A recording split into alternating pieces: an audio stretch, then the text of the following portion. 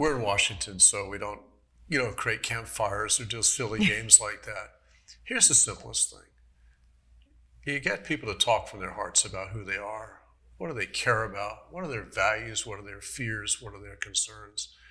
And sometimes within an hour, you have a sense like people know they're not actually enemies. They just disagree on how the world works.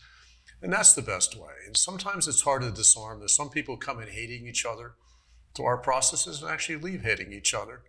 But for the most part, I find that familiarity breeds affection.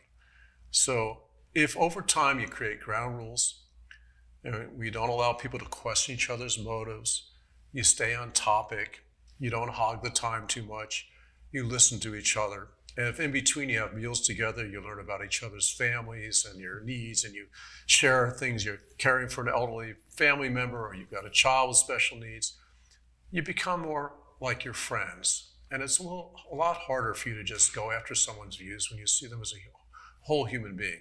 So that's where the trust comes from. There's no one special moment.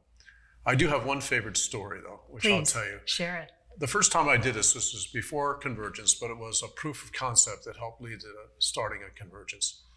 This is before we had the Affordable Care Act. In 2003 and 2004, I had an idea that was readily grabbed onto by people who could make this happen, that we ought to bring together people who disagreed about how we could provide health care coverage for everybody in the country.